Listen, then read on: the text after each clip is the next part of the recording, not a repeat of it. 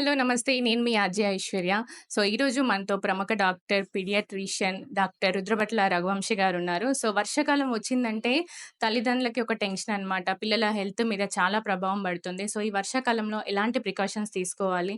And పిల్లల పట్ల మనకున్న కొన్ని డౌట్స్ కూడా వారినడిగి తెలుసుకుందాము. Hello sir. Hi madam. చెప్పండి సార్. వర్షాకాలం వచ్చిందంటే నార్మల్‌గా పిల్లలకి ఎలాంటి డిసీజెస్ వస్తాయి? వాటి ట్రీట్మెంట్స్ ఎలా ఉంటాయి? ఇప్పుడు ప్రెజెంట్ వర్షాకాలం వచ్చినప్పుడు మెయిన్‌గా వచ్చేది ఫస్ట్ ఫుడ్ పాయిజన్. సో, ఏది అంటే బయట తినే ఆహారం ఏదైతే ఉంటదో కొంచెం ఏమంటారు ఇన్ఫెక్షస్ ఫుడ్ అది తినడం వల్ల దానివల్ల గూడా యాక్చువల్ ఫుడ్ పాయిజన్స్ అవి చాలా కామన్. డయేరియా గానీ, డిసెంట్రీ గానీ లేకపోతే ఇట్లాంటివి. అండ్ ఇంకోటేంటి అంటే first of all viral infections ఇవన్నీ గూడా చాలా కామన్‌గా వస్తాయి పిల్లలకి. దోమలు అవి స్టాగ్నెంట్ వాటర్ అవి ఎక్కువ ఉంటాయి. సో, దోమలవి ఎక్కువ అవ్వడం వల్ల దోమలతో ప్రబలే వ్యాధులు ఇవన్నీ గూడా చాలా కామన్. డెంగ్యూ గానీ, మలేరియా గానీ దాంతో పాటు ఫుడ్ కలుషిత ఆహారం తినడం వల్ల టైఫాయిడ్ గానీ, లేకపోతే వాంతులు, విరోచనాలు ఇట్లాంటివి గూడా చాలా కామన్‌గా వస్తాయి రైనీ సీజన్‌లో. నార్మల్‌గా మీ దగ్గరికి ఏ డిసీజెస్‌తోని ఎక్కువగా వస్తా ఉంటారు? అంటే ఇప్పుడు ఈ రైనీ సీజన్‌లో. మామూలుగా రైనీ సీజన్‌లో చిన్న పిల్లలకి మెయిన్‌గా వచ్చేది మోషన్స్ గానీ, వామిటింగ్స్ గానీ, సో, ఇది గ్యాస్ట్రోఎంటరైటిస్ అంటాం. యాక్చువల్‌గా చెయ్యి అంటాం. దాంతో పాటు ఇది వైరల్ ఇన్ఫెక్షన్స్ చాలా కామన్‌గా వస్తాయి. ఫీవర్ వచ్చుడు గానీ, దగ్గు, జలుబులు ఇవన్నీ కామన్. అండ్ కొన్ని సీజన్స్ బట్టి అండ్ చాలా సార్లు గూడా డెంగ్యూ కేసెస్ అవి గూడా వస్తూనే ఉంటాయి. మామూలుగా ప్లేట్లెట్స్ తగ్గిపోయి వాళ్ళకి కొన్నిసార్లు సింపుల్ డెంగ్యూస్ అవ్వచ్చు, లేకపోతే కాంప్లికేటెడ్ డెంగ్యూస్ గానీ, మళ్ళీ రిపీటెడ్ ఫీవర్ స్పైక్స్ ఉండడం, ఓరల్ యాంటిబయాటిక్స్ పెట్టినా గూడా ఇట్లాంటివి గూడా కేసెస్ చాలానే ఉంటాయి.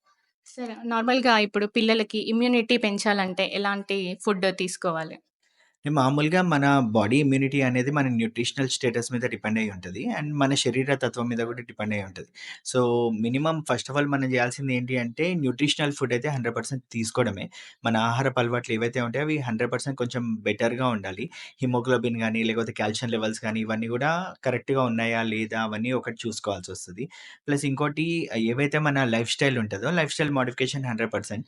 సో, మనం తినే ఆహారం బట్టి కూడా మన ఇమ్యూనిటీ స్టేటస్ డిపెండ్ అయ్యి ఉంటది. ఇప్పుడు కొన్నిసార్లు కొంతమంది తొందరలో పొద్దున బ్రేక్‌ఫాస్ట్ చేయకుండా అట్లా ఎళ్ళడం గానీ, లేకపోతే ఫుడ్ సరిగ్గా తినకపోవడం గానీ, దీనివల్ల ఆటోమేటిక్‌గా వాళ్ళ బాడీ ఇమ్యూనిటీ స్టేటస్ అనేది కొంచెం తగ్గుతా ఉంటది. ఇమ్యూనిటీ పవర్ అనేది. సో, ఇంకోటి ఏంటి అంటే ఫస్ట్ ఆఫ్ ఆల్ ఆహ్, ఇంక వాళ్ళ మామూలుగా ఇది ఇంకా రిమైనింగ్ వ్యాక్సినేషన్స్ సరిగ్గా తీసుకోవడం గానీ, ఇవన్నీ కూడా కొంచెం జాగ్రత్తగా చూసుకుంటే కంపల్సరీ వ్యాక్సిన్స్ అవసరం అంటారా? అంటే ఒకప్పుడు యాక్చువల్‌గా ఏంటంటే, మన హెల్త్ సిస్టమ్ ఎప్పటికప్పుడు డెవలప్ అవుతూనే ఉంది. కొత్త ఇన్నోవేషన్స్ అవన్నీ గూడా వస్తూనే ఉన్నాయి. సో, పాతకాలంలో ఏంటి అంటే, మనకిప్పుడు నార్మల్‌గా చికెన్ పాక్స్ అవి తీసుకోండి. మా అమ్మవారు అది అంటారు గదా! ఒక్కసారి వచ్చింది అంటే మళ్ళీ లైఫ్ టైమ్‌లో మళ్ళీ రాదు.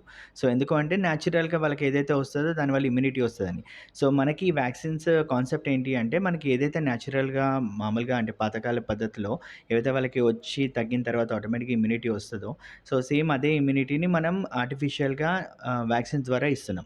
సో, ఇది పాతకాలంలో అంటే అంత నాలెడ్జ్ లేదు. అంత స్కిల్స్ లేవు. ప్లస్ అంత ఈ ఇన్నోవేషన్స్ ఇవన్నీ ఏం లేవు. ఇప్పుడు ప్రెజెంట్ సీజన్‌లో ఏంటంటే వ్యాక్సిన్స్ వచ్చాయి మనకి. ప్లస్ సివియర్ డిసీజెస్ కూడా ఈవెన్ వెంటిలేటర్స్ గానీ, సీపాప్స్ గానీ ఇవన్నీ మెషినరీ కూడా అందుబాటులో ఉన్నాయి. సో, ప్రెజెంట్ వ్యాక్సిన్స్ అయితే 2 టైప్స్ ఆఫ్ షెడ్యూల్స్ ఉంటాయి. National immunisation schedule and IAP schedule అని. సో, టైఫాయిడ్ వ్యాక్సిన్ గానీ, ఫ్లూ వ్యాక్సిన్స్ గానీ ఇవన్నీ చాలా అందుబాటులోకొచ్చాయి. కొన్ని నేషనల్ షెడ్యూల్‌లో లేకపోతే మామూలుగా ఐఏపీ షెడ్యూల్‌లో మేమైతే ఫాలో అవుతాం. అండ్ మేము పేషెంట్స్‌కి కూడా చెప్తాం. If you are affordable 100% IAP షెడ్యూల్‌లో ఏవైతే వ్యాక్సిన్స్ ఉంటాయో అవి తీసుకోవడమే బెటర్. సో, అవి మరి పనిచేస్తాయా? లేవా? అంటే పనిచేయడం లేవా? అనేది తర్వాత క్వెషన్. ఫస్ట్ ఆఫ్ ఆల్ మీకు వ్యాక్సిన్స్ అందుబాటులో ఉంది అండ్ ఒక స్టడీ చేసిన తర్వాత డాక్టర్స్ అందరూ కలిసి ప్రిస్క్రైబ్ చేస్తున్నారు. ఈ వ్యాక్సిన్ షెడ్యూల్ ఫాలో అవ్వండి అంటే ఫాలో అవ్వడం బెటర్. సో ఇప్పుడు అమ్మవారొస్తే మీరన్నట్టు చికెన్ పాక్స్ ఒస్తే మీ దగ్గరికి రావాల్సిన అవసరం ఉందా? లేకపోతే పాతకాలం పద్ధతిలో అంటే కంపల్సరీ డాక్టర్ ట్రీట్మెంట్స్ అవసరం అంటారా? ఇంట్లోనే క్యూర్ అయిపోతుందా? ఇప్పుడు యాక్చువల్‌గా చికెన్ పాక్స్ అనేది గూడా ఒక type of viral infection. So, ఏ వైరల్ ఇన్ఫెక్షన్‌కైనా ఫస్ట్ ఆఫ్ ఆల్ క్యూర్ అనేది ఉండదు. సో, ఈవెన్ మనకొచ్చే కామన్ కోల్డ్ నుంచి హెచ్ఐవి వైరస్‌లైనా, హెపటైటిస్ బి అది ఏదైనా గూడా వైరల్ ఇన్ఫెక్షన్‌కనేది ట్రీట్మెంట్ అంటూ ఉండదు. అంటే కంప్లీట్ క్యూర్ అనేది. సో, దానికి ఏదైతే ఉంటదో మనం ఇచ్చేది సింప్టమాటిక్‌గా వాళ్ళకి రిలీఫ్ అవ్వడానికే. దాంట్లో కొన్ని వైరల్ ఇన్ఫెక్షన్ తగ్గుతాయి. కొన్నేమో అట్లాగే కంటిన్యూయస్‌గా ఉండి అవి లైఫ్ థ్రెటనింగ్ ఉంటాయి. సో, ఇప్పుడు చికెన్ పాక్స్‌కి వస్తే ఫస్ట్ ఆఫ్ ఆల్ చికెన్ పాక్స్‌లో స్టార్టింగ్ మార్నింగ్ వచ్చిన తర్వాత 3 డేస్ లోపల వాళ్ళకి ఎసైక్లోవిర్ అవి ఒక పర్టిక్యులర్ డోసేజ్ ఉంటాయి యాక్చువల్ పిల్లలకి. సో, ఆ పర్టిక్యులర్ డోసేజ్‌లో ఇస్తే వాళ్ళకొచ్చే మచ్చలు గానీ, వాళ్ళకొచ్చే సివియారిటీ ఆఫ్ ద డిసీజ్ గానీ తగ్గే అవకాశం ఉంటది. సో, అట్లా ఇంగా మామూలుగా వాళ్ళకిచ్చే ట్రీట్మెంట్ అనేది సింప్టమాటిక్ ట్రీట్మెంటే. ఏమన్నా సూపర్ఫిషియల్ ఏమన్నా వేరే బ్యాక్టీరియల్ ఇన్ఫెక్షన్స్ ఏమన్నా యాడెడ్‌గా అట్లా వస్తే వాళ్ళకి యాంటీబయాటిక్ థెరపీస్ అవి ఇస్తాం. అయితే ఇప్పుడంటే మంచిర్యాలలో డాక్టర్స్ అందుబాటులో ఉన్నారు. ఇప్పుడు మనకిక్కడ రూరల్ ఏరియాస్ ఉంటాయి గదా! సో, వాళ్ళకి ఫీవరొచ్చినా, ఏమొచ్చినా అంటే వాళ్ళు ఎట్లాంటి ప్రథమ చికిత్స జేయాలి? అంటే ఇప్పుడు ఫీవరొస్తుంది. సో, వాళ్ళు తీసుకోవాల్సిన ఫస్ట్ స్టెప్ ఏంటి? అంటే ఇంక ఫీవరొస్తే యాక్చువల్‌గా మనం నార్మల్‌గా జనరల్‌గా వాడుకునే డ్రగ్ పారాసిటమాల్ మోస్ట్ కామన్‌గా. సో, పారాసిటమాల్ అనేది థెరపటిక్ ఇండెక్స్ గానీ, లేకపోతే అది చాలా సేఫెస్ట్ డ్రగ్. నార్మల్‌గా కొంచెం ఎక్కువ అది ఇది అయినా గూడా పెద్ద ప్రాబ్లమ్ ఏమి ఉండదు. సో, పారాసిటమాల్ తీసుకోవడంలో తప్పేం లేదు. కాకపోతే ఫస్ట్ ఆఫ్ ఆల్ ఆ డిసీజ్ ఏంటి అనేది ఎవాల్యుయేట్ చేసుకోవడం 100% అవసరం. ఇప్పుడు మామూలుగా ఒక 50,000 ఒక 5,00,000 మెంబర్స్‌కి డెంగ్యూ వస్తే దాంట్లో ఆల్మోస్ట్ లైక్ 2.5% పేషెంట్స్ యాక్చువల్‌గా మోర్టాలిటీ ఉంది మామూలుగా డెంగ్యూలో. సో, ఇది సింపుల్‌గా ఇప్పుడు డెంగ్యూ అనేది ఉంది. ముందే ఒకసారి టెస్ట్ చేపించుకుంటే ప్లేట్లెట్ కౌంట్స్ తగ్గినాయి అనుకోండి. దాని ప్రకారం వాళ్ళకిచ్చే థెరపీస్ గానీ అవన్నీ కంప్లీట్ డిఫరెంట్‌గా ఉంటాయి. సో, ఈ 2.5% మోర్టాలిటీ రేట్ ఎందుకొస్తుంది? అది సరిగ్గా గమనించకపోవడం వల్ల, నెగ్లెక్ట్ చేయడం వల్ల, లేకపోతే వాళ్ళ నోటికొచ్చిన ట్రీట్మెంట్ తీసుకోవడం వల్ల. సో, ఏదైనా ఫీవర్స్ వస్తే మామూలుగా ప్రథమ చికిత్స అంటే పారాసిటమాల్ అవి తీసుకోవడము, లేకపోతే సింపుల్ ఇది సింప్టమాటిక్‌గా తీసుకోవడం. కాకపోతే అంతకు మించి ఇంకా తగ్గట్లేదు, ఏదైనా సివియర్ అవుతుంది అది అంటే దగ్గరున్న డాక్టర్ దగ్గరికెళ్లి సంప్రదించడము. ఒకవేళ 2 డేస్ కంటే ఎక్కువుంది అంటే దాన్ని ఖచ్చితంగా ఎవాల్యుయేట్ చేసుకుంటేనే బెటర్. ఇప్పుడు మనకి మల్టిపుల్ టెస్ట్‌లున్నాయి. సీబీపీ ఉంది, లేకపోతే డెంగ్యూ టెస్ట్‌లు గాని, మలేరియా టెస్ట్‌లు అన్నీ అందుబాటులోకొచ్చాయి. సో, ఫస్ట్ 2 డేస్ చూడండి. తగ్గట్లేదు అంటే సెకండ్ డే ఎళ్లి ఎవాల్యుయేట్ చేసుకోవడమే బెటర్. అండ్ ఎప్పుడైనా గూడా ఒక ప్రొఫెషనల్ దగ్గర తీసుకునే ట్రీట్మెంట్ అది కొంచెం సిస్టమాటిక్‌గా ఉంటది. దానివల్ల కాంప్లికేషన్స్ కూడా ఉండవు. ఇప్పుడు నార్మల్‌గా పిల్లల ఫీవర్ డే టైమ్‌లో తక్కువగా ఉంటుంది. నైట్ టైమ్‌లో 100 అబోవ్ 103 వరకు ఎళ్తుంది సార్. వెళ్ళినప్పుడు ఫిట్స్ అనేవి రావడం జరుగుతుంది. ఆ ఫిట్స్ రాకుండా ఎలాంటి జాగ్రత్తలు తీసుకోవాలి పేరెంట్స్? అంటే యాక్చువల్లీ వీటిని ఫెబ్రల్ కన్వల్షన్స్ అంటారు మేడం. సో, ఫెబ్రల్ కన్వల్షన్స్ ఎప్పుడైనా 6 మంత్స్ నుంచి 6 ఇయర్స్ వరకు మోస్ట్ కామన్ ఏజ్‌లో ఉంటది. అండ్ వాళ్ళకి జెనెటికల్ ప్రిడిస్పోజిషన్ ఉంటది. వాళ్ళకి ఇంతకుముందు వాళ్ళ తాతలకు ఇది వాళ్ళ ఫ్యామిలీలో గూడా ఎవరికో ఒకళ్ళకి ఫిట్స్ వచ్చిన అవకాశం ఉంటది. సో, ఇది ఎవరైతే ఫ్యామిలీలో ఉందో 6 మంత్స్ టు 6 ఇయర్స్ మధ్యలో పిల్లలకి ఇన్ కేస్ ఒకవేళ ఫిట్స్ వస్తే ఇమ్మీడియేట్‌గా వాళ్ళకి ఫిట్స్ వచ్చిన తర్వాత స్పెషల్‌గా తీసుకునే ట్రీట్మెంట్ ఏముండదు. మామూలుగా మిడాస్ స్ప్రేస్ అవి బయట అవైలబుల్ ఉంటాయి. అవి మిడాస్ స్ప్రేస్ వాడుకొని ఇమ్మీడియేట్‌గా దగ్గరున్న హాస్పిటల్‌కెళ్ళిపోవడమే. కాకపోతే ఇన్ కేస్ ఫిట్స్ వచ్చే పిల్లలకి ఫిట్స్ రాకుండా తీసుకోవాల్సిన జాగ్రత్తలు ఏంటి అంటే, ఈ ఎవరైతే ఫెబ్రల్ కన్వల్షన్స్ వచ్చే అవకాశం ఉన్న పిల్లలకి ఫస్ట్ మనం ఫీవర్ వస్తే తగ్గించేదానికి ట్రై చేయాలి. చేస్తే వాళ్ళదేంటంటే ఏదైతే సెంటర్స్ ఉంటాయో బ్రెయిన్‌లో అవి యాక్టివేట్ అయ్యి మళ్ళీ ఫిట్స్ వచ్చే అవకాశం తక్కువ ఉంటది. సో, వాళ్ళ పర్టిక్యులర్ డోసేజ్ ఏదైతే ప్రొఫైలాక్సిస్ అంటాం మేము. సో, పారాసిటమాల్ గానీ, ఫ్రీజియం గానీ ఏవైతే ఉంటాయో వాటిని ఖచ్చితంగా వాడుకోవాల్సొస్తది. పారాసిటమాల్ అండ్ ఫ్రీజియం ఇది 20 డేస్ గ్యాప్‌తో 100 కంటే ఎక్కువ ఫీవర్ వచ్చింది. ఫిట్స్ ఇంతకుముందు సింపుల్ ఫెబ్రల్ కన్వల్షన్ ఫిట్స్ వచ్చినాయి అది అంటే మాత్రం ఫీవర్‌తో ఫ్రీజియం ఒక 3 డేస్ వాడుకోమని చెప్తాం. అయితే దీంట్లో 2 టైప్స్ ఉంటాయి మళ్ళీ సింపుల్ అండ్ కాంప్లెక్స్ అని. ఇన్ కేస్ కాంప్లెక్స్ అయితే మాత్రం యాంటీ కన్వల్సెంట్స్ అవి గూడా స్టార్ట్ చేయాల్సొస్తది. సార్ ఇప్పుడు కొంతమంది పిల్లలు ఉక్కబడుతా ఉంటారు. కొంతమంది ఫెయింట్ అయిపోతారు. అంటే ఇప్పుడు దానికేమన్నా భయపడాలా? అంటే ఏమన్నా అయిపోద్ది అంటే బ్రీత్ ఆగిపోవడం అట్లాంటివి జరుగుతది. సో, దాని గురించి చాలా మందికి అవగాహన లేదు. సో అంటే బేసికల్‌గా మన బాడీలో ఫస్ట్ ఆఫ్ ఆల్ బ్రెయిన్‌లో ఆల్రెడీ సీఓ2 గాని, ఆక్సిజన్ ద్వారా నడిచే సెంటర్స్ ఉంటాయి. అంటే ఏవైతే మన బాడీలో ఆక్సిజన్ సపోజ్ తక్కువైంది, ఆటోమేటిక్‌గా మన బ్రెయిన్‌కి సిగ్నల్ ఎళ్ళిపోయి ఆటోమేటిక్‌గా మనం శ్వాస తీసుకుంటాం. సో, ఉక్క పట్టడం అంటే ఒక పర్టిక్యులర్ లెవెల్ వరకు వాళ్ళు ఉక్క పట్టినా గూడా ఫెయింట్ అయ్యే అంత పరిస్థితి 99% ఏముండదు. నార్మల్‌గా చిన్న పిల్లలు ఎక్కువ ఏడుస్తారు. ఉక్క పట్టినట్టు చేస్తారు కానీ దాని తర్వాత మళ్ళీ ఆటోమేటిక్‌గా నార్మల్ దానికి వచ్చేస్తారు. ఇన్ కేస్ ఒకవేళ ఫెయింట్ అవుతున్నారు ఇట్లాంటివి ఉంది అంటే మాత్రం ఒకవేళ ఎక్కువ శ్వాస తీసుకోవడానికి దాన్ని హైపర్ వెంటిలేషన్స్ అంటాం. ఇట్లాంటివి ఉంటే వాళ్ళకి కాల్షియం లెవెల్స్ అన్నీ సరిగ్గా ఉన్నాయా లేవా? లేకపోతే వేరే ఏమన్నా ఎమోషనల్ ఇది ఉందా?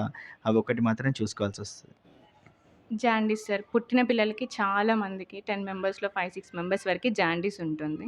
సో, జాండీస్ వస్తే అంటే తల్లి బ్రెస్ట్ ఫీడింగ్ మదర్ ఎలాంటి ఫుడ్ విషయంలో జాగ్రత్తలు తీసుకోవాలి? అండ్ జాండీస్ వచ్చినప్పుడు పిల్లలకి ఆయిల్ పెట్టి బాతింగ్ చేపించొద్దు. అసలు స్నానమే చేపించొద్దు. నూనె అంటొద్దు. బ్రెస్ట్ ఫీడింగ్ మదర్ టర్మరిక్ లాంటివి తినొద్దు. ఎల్లిపాయ కారం తినాలి అని పాత కాలంలో లాగా అలా చెప్తా ఉంటారు. సో, దాని గురించి మీరేమంటారు? అంటే యాక్చువల్‌గా జాండీస్ చిన్న పిల్లలకొచ్చేది ఫిజియోలాజికల్ జాండీస్ అంటారు. సో, ఫిజియోలాజికల్ జాండీస్ వేరు, పాథలాజికల్ వేరు. సో, ఫిజియోలాజికల్ అనేది న్యాచురల్‌గా వచ్చే జాండీస్. సో, అది ఏదైతే తల్లి రక్త కణాలు ఉంటాయో, ఆ తల్లి రక్త కణాలు పోయి బేబీది ఫార్మ్ అయ్యేటప్పుడు ఆ లైసిస్ అన్న బ్లడ్ అనేది కొంచెం జాండీస్ లాగా ఫార్మ్ అయిపోతది. సో, దానికి మనం ఏం చేసినా గూడా అది ఉండే అన్ని రోజులు ఉంటది. దాని తర్వాత తగ్గుతది. సో, దానికి ఏం చేస్తామంటే మనం నాలుగో రోజు మామూలుగా పచ్చల పరీక్ష చేస్తాం యాక్చువల్ జాండీస్ టెస్ట్. దానికి ఒక సర్టెన్ లెవెల్స్ ఉంటాయి. ఒక లెవెల్ దాటితే లైట్ కింద పెట్టడం గానీ, సో, ఇంకో లెవెల్ దాటితే ఎక్స్‌టెంట్ ట్రాన్స్‌ఫ్యూషన్ అనేసి ఉంటది. సో, వాటికి లైట్ కింద పెడితే ఏంటంటే, ఆ పర్టిక్యులర్ వేవ్ లెంగ్త్‌లో జాండీస్ అనేది కరిగేసి యూరిన్‌లో గానీ, మోషన్‌లో గానీ ఎళ్ళిపోవడం జరుగుతుందన్నట్టు. సో, ఈ ఫిజియోలాజికల్ జాండీస్‌ని మనం పైనుంచి ఆయిల్ పెట్టకపోవడం వల్ల, లేకపోతే తల్లిని పథ్యం పెట్టేసి మొత్తం ఎండబెట్టడం వల్ల, దానివల్ల జాండీస్ పెరగడం గానీ, లేకపోతే తగ్గడం గానీ గట్రా ఉండదు. అండ్ మదర్ తినే ఆహారానికి ఫస్ట్ ఆఫ్ ఆల్ ఫిజియోలాజికల్ జాండీస్‌కి సంబంధమే లేదు. అసలు యాక్చువల్‌గా మదర్ మిల్క్ బేబీకి మంచిది. సో, మదర్ మిల్క్ మంచిగా రావాలి, లేకపోతే అప్పుడే లేబర్ గానీ, లేకపోతే డెలివరీ అయిన మదర్ బాడీ రిపేర్ అవ్వాలి అంటే వాళ్ళకి కావాల్సిన ఆహారం ఖచ్చితంగా ఇచ్చుడే. సో, మా తరఫు నుంచయితే మేము మదర్స్‌కి ఏం చెప్తామంటే ఎటువంటి డైట్ రిస్ట్రిక్షన్ లేదు. సో, నాన్ వెజ్ గానీ, లేకపోతే ఏదైనా గూడా మీరు తినండి. ఆయిల్‌తో కానీ ఏదైనా గూడా డైట్ రెస్ట్రిక్టెడ్ మామూలుగా హెల్తీ హ్యాబిట్స్ పరంగా దాని ప్రకారం కంటిన్యూ చేసుకోమని చెప్తాం. డైట్ రెస్ట్రిక్షన్ గట్రా ఏం పెట్టము.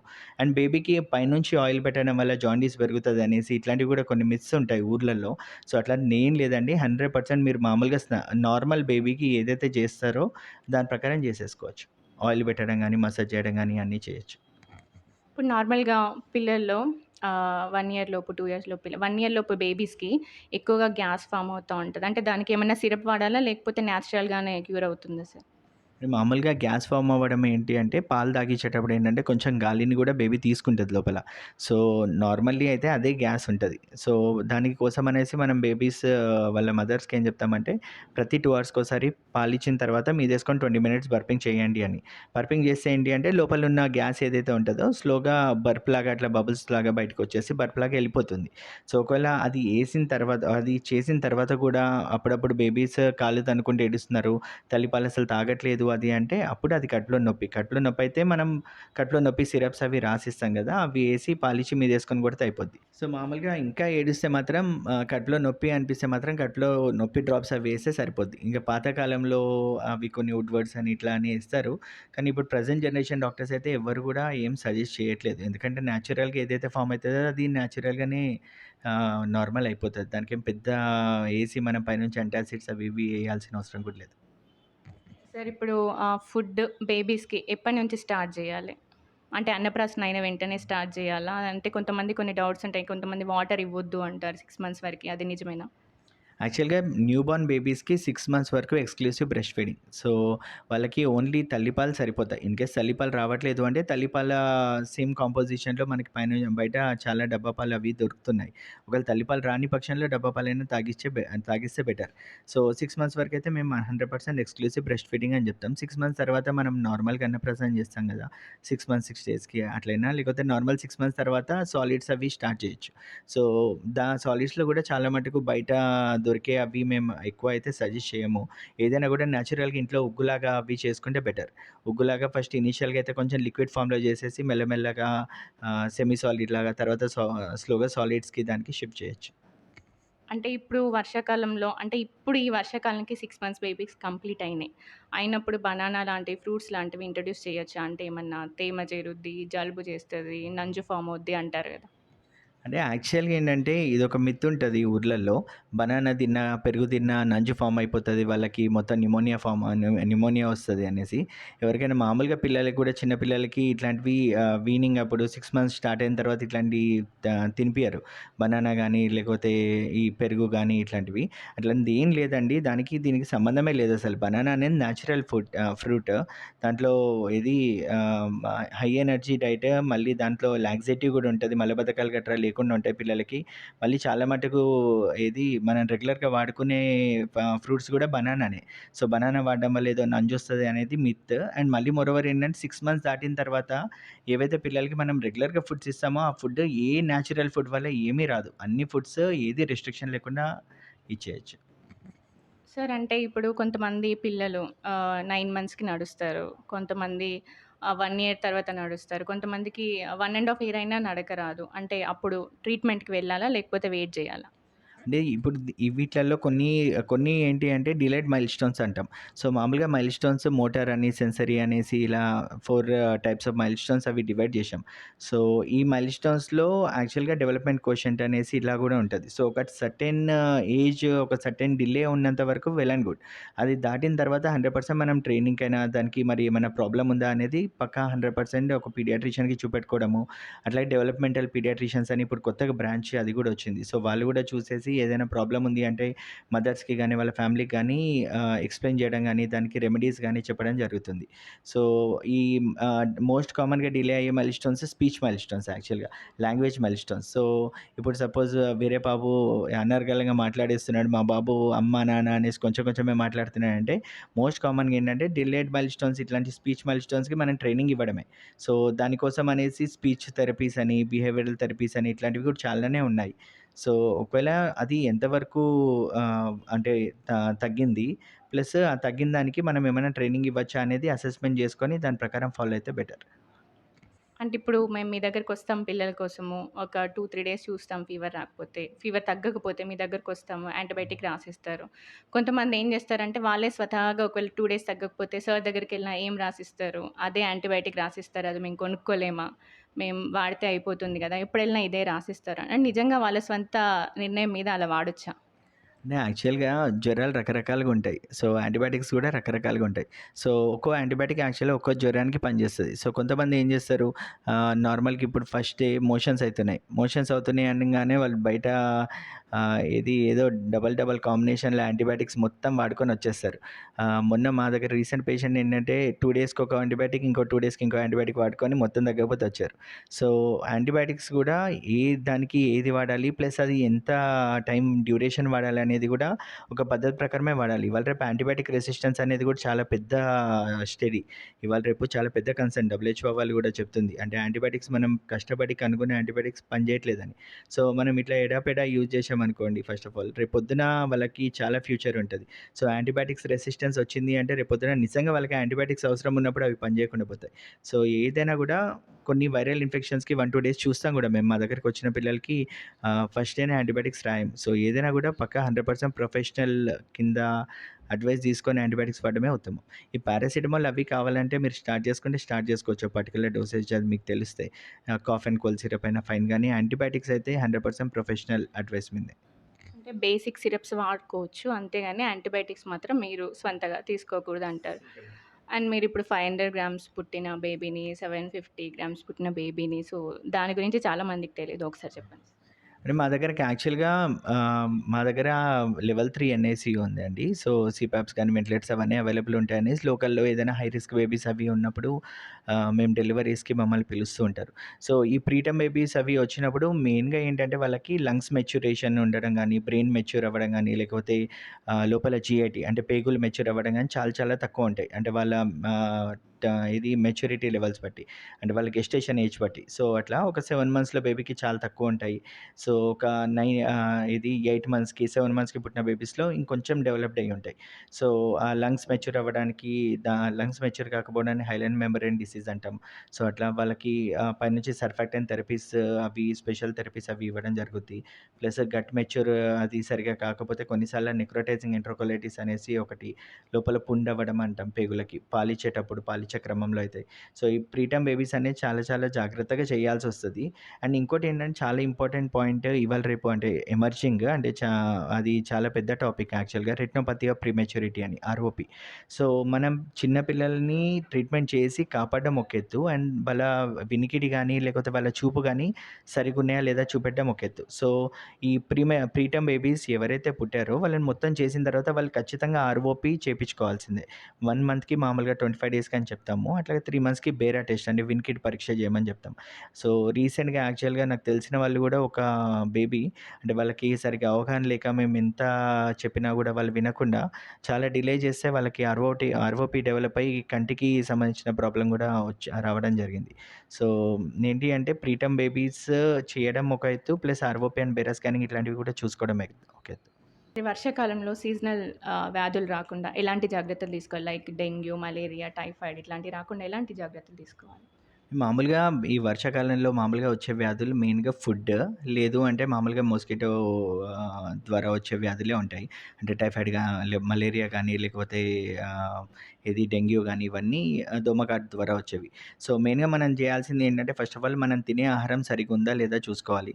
సో, బయట మాక్సిమం ఫుడ్ అవాయిడ్ చేస్తేనే బెటర్. ఎందుకంటే చాలా అన్‌హైజీనిక్ ప్రిపరేషన్స్ ఇవన్నీ చాలా కామన్.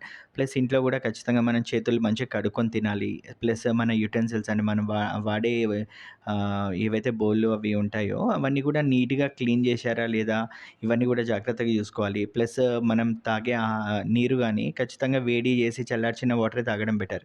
అండ్ ఫుడ్ కూడా వేడిగా ఉన్నప్పుడే తీసుకోవడం ఫ్రెష్‌గా ఫుడ్ తీసుకోవడమే బెటర్. దాన్ని స్టోర్ చేసి తర్వాత తీసుకునేదానికన్నా. ఎందుకంటే ఇవాళ రేపు చాలా ఈజీగా కంటామినేట్ అవుతున్నాయి ఫుడ్స్ గూడా. అండ్ ఇంకా దోమకాటుల ద్వారా వచ్చే వ్యాధుల గురించి మాట్లాడితే ఫస్ట్ ఆఫ్ ఆల్ సో, ఇవి ఏవైతే వస్తున్నాయో అవి దోమకాటు ద్వారా వస్తున్నాయి దాంక ఫస్ట్ దోమల్ని అరికట్టే ఏవైతే ఉంటాయో చర్యలు అవి 100% తీసుకుంటేనే బెటర్. సో, ఇది యాక్చువల్లీ నార్మల్ డెంగ్యూ వ్యాధి అనేది మామూలుగా ఏడీస్ అజెప్టి అనే మస్కిటో ద్వారా వస్తది. సో, అది పగలుపూట గాని, రాత్రిపూట సాయంకాలం పూట ఎక్కువ కుట్టడం ఇట్లాంటివుంటాయి. సో, అట్లాంటివున్నప్పుడు ఆ టైంలో కొంచెం మనం జాగ్రత్తగా బయటికెళ్ళే టైం ప్లాన్ జేసుకోవడం గానీ, లేకపోతే యేసుకునే బట్టలు గూడా ఫుల్ క్లాతింగ్ అవి ఉండేటట్టు చూసుకోవడం గానీ, ప్లస్ దోమతెరలు అవన్నీ దొరుకుతున్నాయి. ఇవాళ రేపు బయట మనకి మస్కిటో నెట్స్ అవన్నీ ఉంటున్నాయి. సో, అవి యూజ్ చేయడం, మస్కిటో రెపెల్లెంట్స్ యూజ్ చేయడం గానీ, ప్లస్ ఇంకోటి మన చుట్టుపక్కల ఇంటి పక్కల ఇవాళ రేపు వర్షం పడంగానే ఏమైతుంది చిన్న చిన్న కొబ్బరి చిప్పలో లేకపోతే ఇది మనం పెంచుకునే నీటి కుండీలోనో వాటిలల్లోనో వాటర్ స్టాగ్నేట్ అవుతుంది. సో, అది మనం ఇది వదిలేస్తున్నాం అసలు చూడట్లేదు. సో, వాటిలల్లో ఏమైతుంది ఈ దోమలన్నీ ఎళ్లి గుడ్లు పెట్టేసి, మళ్ళీ గుడ్లు పొదిగేసి, మళ్ళీ దోమల్లాగా అట్లా దానివల్ల వ్యాధి ఎక్కువ స్ప్రెడ్ అవుతుంది. సో, ఈ వర్షాకాలంలో మనం చేయాల్సింది ఏంటంటే first of all stagnate water అంటే నిల్వ ఉన్న నీరు ఎక్కడైనా ఉందా లేదా చూసుకొని అవన్నీ పారబోయడం. ప్లస్ చుట్టుపక్కల మన దగ్గర మోరీలు ఇట్లాంటివి ఏమైనా ఉంటే లోకల్ వాళ్ళకి చెప్పేసి దాంట్లో ఆయిల్ లాంటివి చల్లిపియడం గానీ, యాంటీ ఫాగింగ్ మెషర్స్ పాతకాలంలో పొగగొట్టే విధానాలు ఇవన్నీ ఉంటుండే గదా!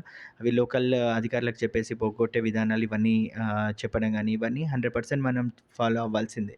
ఎందుకంటే డెంగ్యూ చాలా సింపుల్‌గా కనబడుతుంది గానీ, కాంప్లికేటెడ్ డెంగ్యూ వచ్చినప్పుడు వాళ్ళని ట్రీట్ చేయడం చాలా చాలా కష్టం. మాకు తెలిసిన ఒక పేషెంట్ అయితే కాంప్లికేటెడ్ డెంగ్యూలో వాళ్ళు అడ్మిట్ అయ్యి, అది ఇక్కడ కాకుండా హైదరాబాద్‌లో ఎక్మో వరకెళ్ళింది.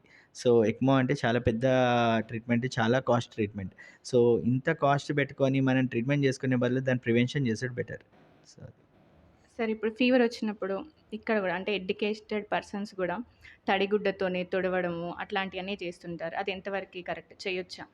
అంటే యాక్చువల్లీ ఫీవరొచ్చినప్పుడు ఇది ఫీవర్‌ని తగ్గించే విధానంలో ఇది గూడా టెపిడ్ స్పాంజింగ్ అంటాం. సో, మామూలుగా ఏంటంటే వేడి నీళ్ళల్లో అది పెట్టేసి చేస్తారు. అట్లా కాకుండా మామూలు రూమ్ టెంపరేచర్ వాటర్‌లో అట్లా పెట్టి చేస్తే ఏంటంటే కొంచెం ఫీవర్ అనేది తొందరగా డౌన్ అవుతుంది. సో, రూమ్ టెంపరేచర్ ఫస్ట్ మనం చేయాల్సింది ఏంటంటే ఏ ఫీవరొచ్చినా పారాసిటమాల్ ఇది ఏదైతే ఉంటదో అది తీసుకొని ఇమ్మీడియేట్‌గా టెపిడ్ స్పాంజింగ్ చేయడం. సో, ఎందుకంటే రిపీటెడ్‌గా పారాసిటమాల్ గూడా మనం ఇవ్వలేం. దానికొక పర్టిక్యులర్ డోసేజ్ గాని, పర్టిక్యులర్ టైమ్ గ్యాప్ ఇవ్వాలి. రిపీటెడ్‌గా ఇచ్చినా గూడా అది అసిటమినోఫెన్ అది యాసిడిక్ అన్నట్టు. కడుపులో యాసిడిటీ రావడం గానీ, మళ్ళీ వేరే కాంప్లికేషన్స్ ఉంటాయి. సో, ఎవ్రీ 6 అవర్స్‌కి మామూలుగా మనం సజెస్ట్ చేస్తాం. అది ఇచ్చిన తర్వాత గూడా ఇంకా తగ్గించే విధానం అంటే టెపిడ్ స్పాంజింగ్ జేయడం. ఒళ్ళంతా తడిగుడ్డతో తుడుస్తూ ఉంటే కొంచెం టెంపరేచర్ కంట్రోల్‌లో ఉంటుంది. కొంతమంది పిల్లలకు కాన్‌స్టిపేషన్ ఉంటుంది సార్. సో, అది ఎలా తగ్గించాలి? అసలెందుకొస్తది కాన్‌స్టిపేషన్ వాళ్ళకి? అంటే చిన్న పిల్లల్లో జనరల్‌గా వచ్చే కాన్‌స్టిపేషన్ మామూలుగా ఫంక్షనల్ కాన్‌స్టిపేషన్. అంటే మామూలుగా జనరల్‌గా అంటే ఏ పాథలాజికల్ ఏం వేరే ప్రాబ్లమ్ ఏం లేకుండా నార్మల్‌గా వచ్చేవి. సో, మెయిన్‌గా ప్రాబ్లమ్ ఏంటి అంటే మన డైట్ హ్యాబిట్స్ ఫస్ట్. సో, మనం తినే మైదా గానీ, లేకపోతే ఇవన్నీ ఏవైతే ఉంటాయో దానివల్ల కాన్‌స్టిపేషన్ ఆటోమేటిక్‌గా ఇంక్రీజ్ అయ్యే అవకాశం ఉంటది. సో, మళ్ళీ మోరోవర్ వాళ్ళు కొంతమంది పిల్లలు ఏం చేస్తారు యాక్చువల్‌గా ఏదైనా సెల్ ఫోన్ ఎక్కువ చూసేటప్పుడు అదో ఇదో ఆపుకుంటారు. ఈ ఆపుకోవడం వల్ల ఏమైతదంటే దానివల్ల కూడా కాన్‌స్టిపేషన్ అది ఎక్కువైద్ది. అండ్ మెయిన్‌గా first of all diet. So, ఈ డైట్‌లో ఏంటంటే ఆకుకూరలు, కాయగూరలు ఇవన్నీ సమపాలలో ఉండాలి. మన డైట్‌లో ఖచ్చితంగా ఫైబర్ అనేది ఉండాలి. సో, మామూలుగా నాన్ వెజ్ తిన్నా గూడా, పప్పు తిన్నా గూడా ఏదైనా ఆ పప్పులలో ఆకుకూరలు చల్లడం గానీ, తోటకూర, పాలకూర ఇట్లాంటివి. ప్లస్ కాయగూరలు, ఆకుకూరలని బేబీ ఫుడ్‌లో ఎంకరేజ్ చేయడం గానీ, ప్లస్ వాటర్ పుష్కలంగా తాగడం గానీ, ప్లస్ 6 మంత్స్‌కి ఒకసారి డీవార్మింగ్ చేయడం గానీ, ఇట్లాంటివి మెషర్స్ ఖచ్చితంగా మనం తీసుకోవాలి. దాంతో పాటు ఈ సెల్ ఫోన్స్ ఇవాళ రేపు చాలా ఎక్కువైపోయినాయి. దానివల్ల ఏమైతుంది వాళ్ళు యూరిన్ మోషన్స్ అవన్నీ ఆపుకొని మరీ చూస్తున్నారు. ఎక్కడ సెల్ ఫోన్ ఇచ్చేస్తే మళ్ళీ నాకియ్యరు మా పేరెంట్స్ అని. సో, ఎక్కువ స్క్రీన్ టైమ్ ఇవ్వడం గూడా పిల్లలకి మంచిది కాదు. సో, ఏమైనా తినేటప్పుడు ఏమైనా కొంచెం సేపిస్తే ఇయ్యండి పర్లేదు. కాకపోతే దాని తర్వాత మాత్రం తీసేసేయండి. నేచురల్‌గా ఆడే ఆటలు ఆడితే ఏంటంటే అన్నిటికి బెటర్. సో, వాళ్ళ అంటే డెవలప్‌మెంట్‌కి కానీ లేకపోతే ఇట్లాంటి డిసీజెస్ గూడా రావు. సార్ ఇప్పుడు సి సెక్షన్ అంటే డేట్ జూసుకొని బేబీస్‌ని కంటున్నారు. అంటే 36 వీక్స్, 37 అంటే ఎన్ని వీక్స్‌కి కంటే బేబీ హెల్తీగా ఉంటుంది? అంటే ఈ వీక్ నుండి ఓకేనా అని? మామూలుగా బేబీసే ప్రీటర్మ్ అండ్ టర్మ్ బేబీస్ అని చెప్పాము. ఇంతకుముందు నేను చెప్పా కదా! ప్రీటర్మ్ బేబీస్ అనేసి. సో, 37 వీక్స్ 37 వారాలు దాటిన మదర్స్ బేబీస్ ఏవైతే ఉంటాయో వాటిని టర్మ్ బేబీస్ అంటాం. సో, 37 వారాలకు ముందు పుట్టిన బేబీస్‌ని ప్రీటర్మ్ బేబీస్. సో, ప్రీటర్మ్‌లో కూడా ఎర్లీ అండ్ ఇంకా లేట్ ప్రీటర్మ్ అనేసి ఇట్లాంటివి ఉంటాయి. సో, మెయిన్‌గా ఏంటంటే ప్రీటర్మ్ బేబీస్‌లో ఇప్పుడు తల్లి గర్భం నుంచి ఏదైతే కాల్షియం లెవెల్స్ రావాలో అవి ప్రీటర్మ్ బేబీస్‌లో ముందే పుడతాయి కదా! సో, లేట్ నెల నిండేటప్పుడు రావాల్సిన కాల్షియం లెవెల్స్ గానీ ఐరన్ లెవెల్స్ గానీ, ఇవన్నీ ప్రీటర్మ్ బేబీస్‌లో చాలా తక్కువ. సో, ఆటోమేటిక్‌గా వాళ్ళ మదర్ దగ్గర నుంచి వచ్చే ఇమ్యూనిటీ ఏదైతే ఉంటదో, అది కూడా చాలా చాలా తక్కువనే ట్రాన్స్‌ఫర్ అవుతాయి ప్రీటర్మ్ బేబీస్‌కి. సో, అందుకే వాళ్ళకి హైపోకాల్సిమియా గానీ, మళ్ళీ అనీమియా ఆఫ్ ప్రీమెచ్యూరిటీ అనేసి ఇట్లాంటి చాలా డిసీజెస్ ఉంటాయి. అంటే రక్తహీనత ఇట్లాంటివి రావడం. సో, ఎప్పుడైనా కూడా 100% 37 వీక్స్ దాటిన తర్వాతనే ఏదైనా ప్లాన్ చేసుకుంటే బెటర్. అందులో కూడా ఇంక పాతకాలంలో లేబర్ ఈజీగా అవుతుండే. అంటే వాళ్ళు ఎక్కువ కష్టపడుతుండే వాళ్ళ బాడీస్ గానీ అట్లా దానికి తగ్గట్టుగా ఉంటుండే. నార్మల్ డెలివరీస్ అవుతుండే. సో, ఒకవేళ నార్మల్ డెలివరీ కాని పక్షంలో దానికి ఒక పర్టిక్యులర్ టైమ్ స్పాన్ అంటూ ఉంటది. సో, మనం మరీ పోస్ట్ డేటెడ్ అది అవ్వకుండా జాగ్రత్తగా గైనకాలజిస్ట్ ఒపీనియన్‌తో మనం డెలివరీ ప్లాన్ చేసుకుంటే బెటర్. ఎందుకంటే మరి పోస్ట్ డేటెడ్ అయితే మెకోనియం యాస్పిరేషన్ అనేసి ఇట్లాంటి ప్రాబ్లమ్స్ కూడా ఉంటాయి. అంటే ఆ బేబీ ఏమైతే ఉంటదో లోపలున్న మెకోనియంని పాస్ చేస్తది ఆ లైకర్‌లోకి. అంటే ఆ ఉమ్మనీరులోకి గలీజ్ అది పాస్ చేయడం వల్ల అది లోపల తీసుకుంటే వేరే ప్రాబ్లమ్స్ ఒస్తాయి. సో, ఏదైనా గూడా ఒకవేళ ఫస్ట్ డెలివరీ అయితే ఒక పర్టిక్యులర్ లెవెల్ వరకు. సెకండ్ డెలివరీ ప్రీవియస్‌గా సెక్షనా లేకపోతే నార్మలా అనే దాన్ని బట్టి 37 వీక్స్ దాటంగానే ప్లాన్ జేసుకోవాలా అది అనేది గైనకాలజిస్ట్ ఒపీనియన్‌తో కరెక్ట్‌గా ప్లాన్ జేసుకుంటే బెటర్. సార్ ఇప్పుడు బేబీస్‌లో తెల్ల మచ్చల్లాంటివి కనిపిస్తాయి. సో, దానికి ట్రీట్మెంట్ అవసరమా? నేచురల్‌గానే వెళ్ళిపోతాయా? అంటే అవి రకరకాలుగా ఉంటాయి మేడం. ఇప్పుడు రక్తహీనత వల్ల వచ్చే తెల్లటి మచ్చలు, లేకపోతే కడుపులో నులిపురుగుల వల్ల వచ్చేవి, లేకపోతే నార్మల్‌గా స్కిన్‌లో ఉన్న మెలనిన్ కొంచెం డిపాజిషన్ అటు ఇటు కొంచెం ఉండడం వల్ల వచ్చేవి. ఇవి రకరకాల రీజన్స్‌తో ఉంటాయి. సో, మనకి కనబడే రీజన్స్‌తో మనం ఎవాల్యుయేట్ చేయగలిగేంత వరకు చూసేసుకొని ఏవైతే ఉంటాయో ఆ కరెక్షన్ చేసుకోవడమే బెటర్. ఇంగ అయిపోయిన తర్వాత ఏమైనా కొంచెం ఉన్నా కూడా ఎదిగే పిల్లల్లో మామూలుగా కరెక్ట్ అయిపోతా ఉంటాయి. అంటే మా బేబీస్ వెయిట్ లేరు. మా బేబీస్ బక్కగా ఉన్నారు. అంటే వెయిట్ ఉంటేనే హెల్తీ బేబీయా? లేకుంటే ఏ బేబీ హెల్తీ? అంటే యాక్చువల్ చాలామందొస్తారు. మా పక్కింటి బాబేమో మంచి గుండ్రంగా ముద్దుగున్నాడు. మా బాబేమో బక్కగున్నాడు అది అనేసి అంటారు. సో, అట్లా ఏముండదు. యాక్చువల్‌గా థర్డ్ నుంచి 98 పర్సెంటైల్ అని ఉంటాయి. మనకు గ్రోత్ చార్ట్స్ అనేసి ఉంటాయి. WHO growth charts. సో, ఒక బేబీ అనేది ఆ పర్టిక్యులర్ గ్రోత్ చార్ట్ 10థ్ నై 90థ్ పర్సెంటైల్ మధ్యలో ఉన్నారు అది అంటే వాళ్ళు నార్మల్ ఉన్నట్టే. సో, కొంతమంది కొంచెం ఎక్కువ వెయిట్ ఉండొచ్చు. వాళ్ళ శరీర తత్వం బట్టి, వాళ్ళ జెనెటికల్ ససెప్టబిలిటీ బట్టి. తల్లిదండ్రులు మంచిగా బొద్దుగున్నారనుకోండి, ఆటోమేటిక్‌గా బేబీ గూడా వాళ్ళ జెనెటిక్స్ అట్లాగే ఉంటాయి.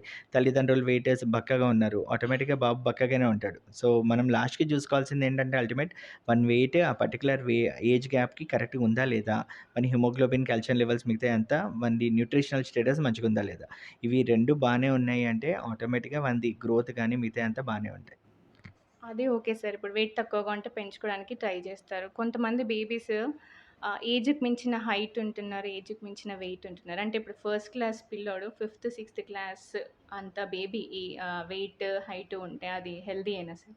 అంటే అది కొంచెం కాంప్లికేటెడ్ టాపిక్ మేడం. ఇప్పుడు దానికి సంబంధించిన హార్మోనల్ లెవెల్స్ అవన్నీ ఉంటాయి. సో, పీడియాట్రిక్ ఎండోక్రైనాలజిస్ట్‌లు ఇవాళ రేపు చాలామందున్నారు. అంటే ఈవెన్ థైరాయిడ్ లెవెల్స్ గానీ, లేకపోతే అధిక మోతాదులో వెయిట్ పెరగడం, హైట్ పెరగడం ఇట్లాంటివి ఉంటే దానికి సంబంధించిన హార్మోనల్ టెస్ట్‌లు అవి చేస్తున్నారు. సో, మోస్ట్‌లీ చాలా మట్టుకు నార్మలే ఉంటాయి. సో, ఏదైనా ప్రాబ్లమ్ ఉంది అంటే దానికి సంబంధించిన మందులు అవి ఇవ్వడం జరుగుద్ది. సార్ మీ బిజీ షెడ్యూల్‌లో గూడా మాకు టైమ్ ఇచ్చి మా డౌట్స్ అన్ని క్లియర్ జేసినందుకు చాలా thank you so much sir.